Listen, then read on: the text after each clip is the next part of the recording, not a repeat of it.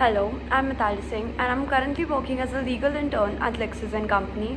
Today in this video, I will be talking about power of attorney and its revocation. So firstly, we will discuss what is power of attorney, what are the kinds of power of attorney, and then we will study the revocation of power of attorney. So let's start with the meaning of power of attorney. If for some reason a person is unable to execute a document himself, then he may authorize some third person to execute such document on his behalf by mode of granting the said third party power of attorney. It is regulated by the Power of Attorney Act 1882 and other relevant laws in India. A power of attorney can be of two types. First, general power of attorney, and second, specific power of attorney.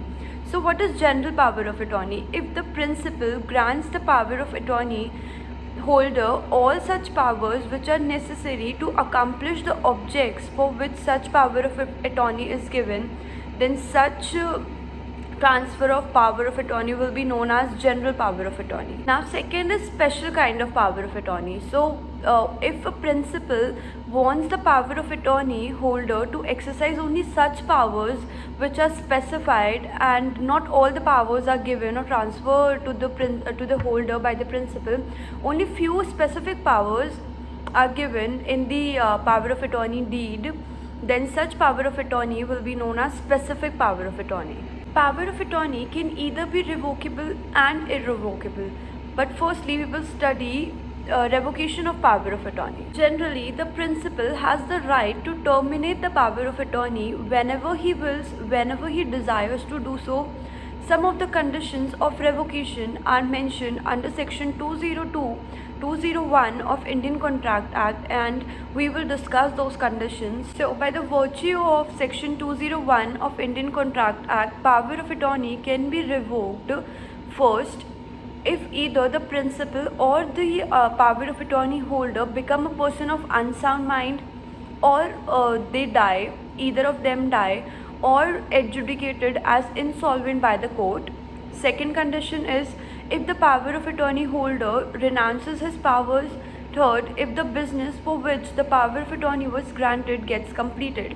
So these are the three conditions under mentioned under section 201 of Indian Contract Act by which power of attorney can be revoked at any time. Well, power of attorney may also be revoked if there is an implied revocation of the power of attorney, or in the case of time barred agency, the term of power of attorney expires. Lastly, I'm going to discuss few important things that everyone needs to know about the power of attorney.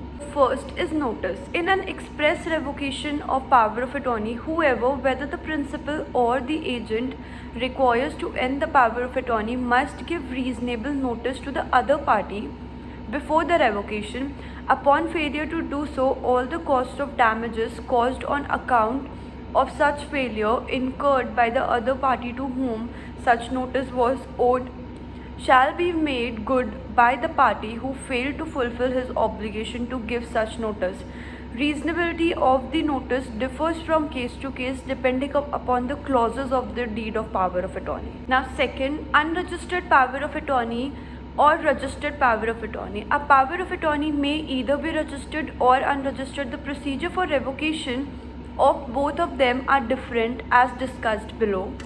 So, in registered power of attorney, a registered power of attorney can only be revoked by the means of a registered deed, and in case of unregistered power of attorney, an unregistered power of attorney can only be revoked by an unregistered instrument of revocation. Apart from it, it is required to issue a public notice regarding such revocation through local newspapers, without which the revocation shall stand void. Next is when the power of attorney is executed jointly.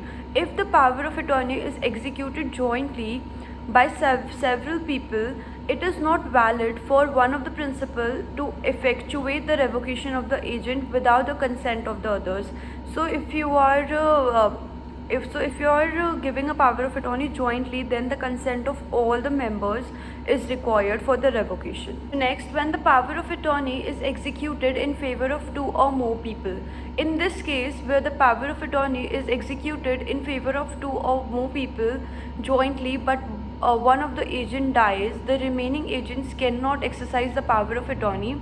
However, if such execution is jointly and severally, the remaining agents can validly exercise the authority granted to them by the power of attorney. Last one is the power of attorney given by a firm. If a firm gives power of attorney to an agent, then such power of attorney gets revoked automatically upon the dissolution of a firm. So that's it for this video. Thank you, and I will see you in my next video. Till then, like, comment, share and subscribe for daily updates.